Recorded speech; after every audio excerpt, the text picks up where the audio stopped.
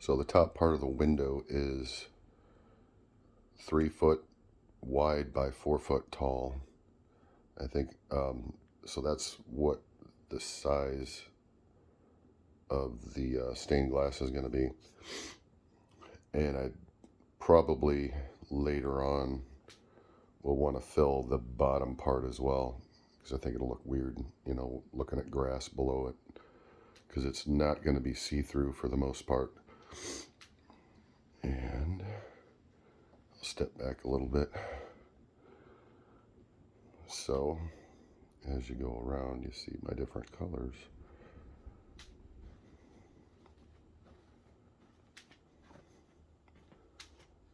This is just what I have left over of different glasses, so that I can just look up and think, oh, you know what, that piece and that color could fill this area. But it's a balancing trick, right? So on the outside part,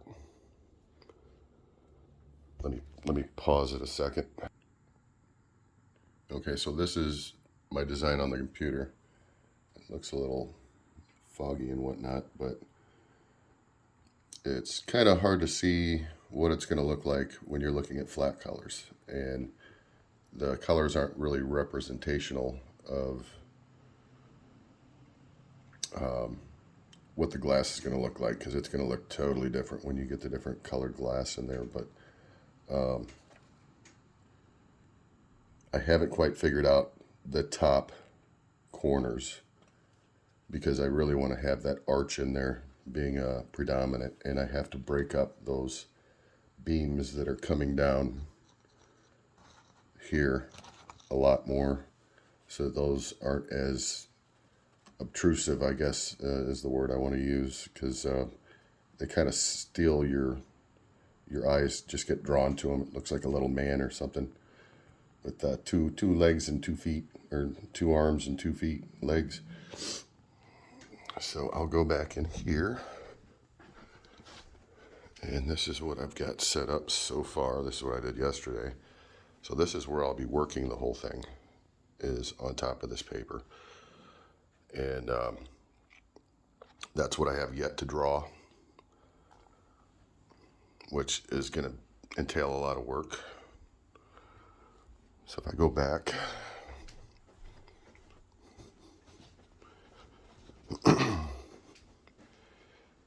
and if you look at these oranges, okay, the oranges are going to be the oranges in the picture here. The yellow, obviously, is going to be this yellow, which is kind of hard to see because you have the shadow of the tree going on. But I took some dry erase marker and I used blue for the lighter parts of the yellow, and then black dry eraser for the darker tones, because with different lighting you just don't see it. You see it predominantly, or you don't see it at all.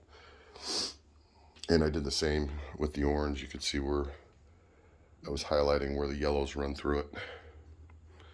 And then see the burgundy circle here is kind of obnoxious looking in the picture. So what you have to imagine, right, and then I have the same burgundies down in here. You have to imagine that not being that burgundy color, but this flowing through it, which I love this piece of glass. It's the first piece of glass I bought with no plans for what to do with it. I just loved it so much that I bought it and put it up in the window.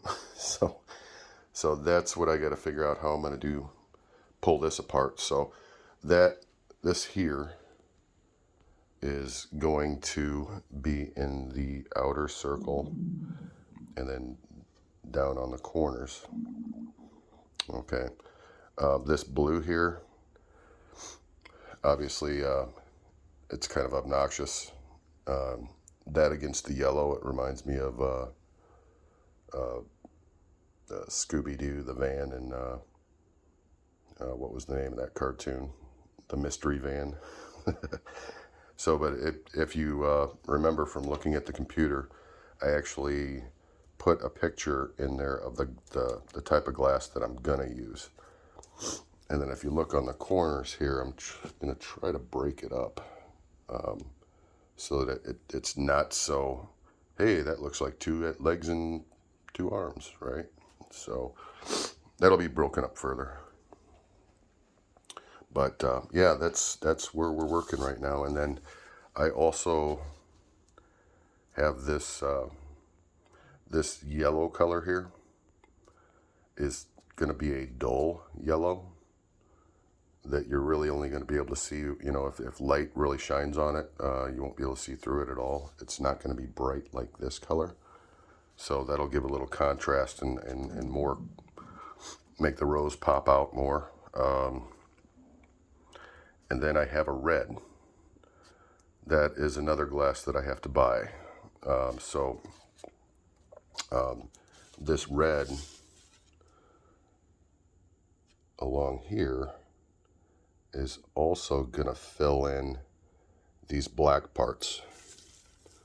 So the black was just what I did on the computer so that it would remind me, hey, this is where the darkest dominant part of the rose is. So it's not going to look this dark, right, at all.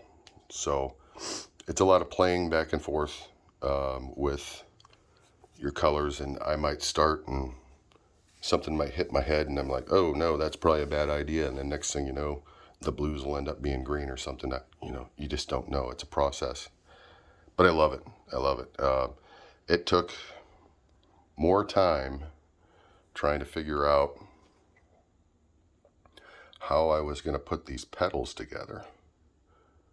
And what I used with that, I have all this stuff on here. Pull this off real quick.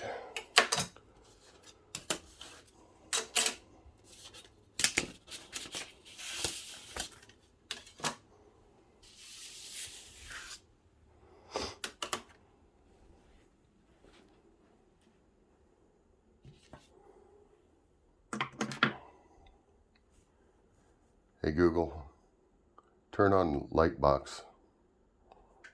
Sure, turning on the light box. Okay, so now you can see, you don't see my drawing at all so much, but what I've created underneath. And I don't know why it does this, but there's like a dark shadow that comes across when I'm actually filming it. So I did a radius, and then on the paper over there, I'll create a grid because it's all set up on a grid and it's all set up on a radius circle that's offset in certain areas. So that's what I'm using. But yeah, if you could imagine just the amount of thought that's gone into it. Hey Google, turn off light box. Okay, turning the light box. So now you can kind of see the rose on how I've drawn it. This is the original drawing, so this is probably going to change with what I've done on the computer. And it's not going to change much. And then I'll take a dark, and then you can see underneath what I'm working on. This is 3 foot wide from line to line, but I'm going 4 foot deep. So, you know, this table is not near what I need to be able to work it. You need a huge workspace for something that large. And the people I know at Peeper Stained Glass, I would love to be able to take this back and forth and, you know, work with Frank and get ideas on it. But quite honestly, if I start assembling this inside the house, the last thing that you do is actually start soldering it together. So I'm going to have like a million pieces of glass on a flat surface that's 3 foot wide by 4 foot. I'm not going to be able to get it through any door until I actually, you know, solder the whole thing together. So little scary. I don't know why I went in such a difficult direction. I guess I need to push myself, but I guess if you don't push yourself, you don't know what you could actually do, right? And I'm sure once I finish up, I'll be like, oh, I wish I wouldn't have done that there. I wish I wouldn't have done this there. Next time I'll do that. The good thing about it is if it turns out as beautiful as I want it to turn out, then I will have already gone through all the work and the planning of it, and I will be able to create something very close to it with different glass and actually pop it off a lot quicker. So that's my project.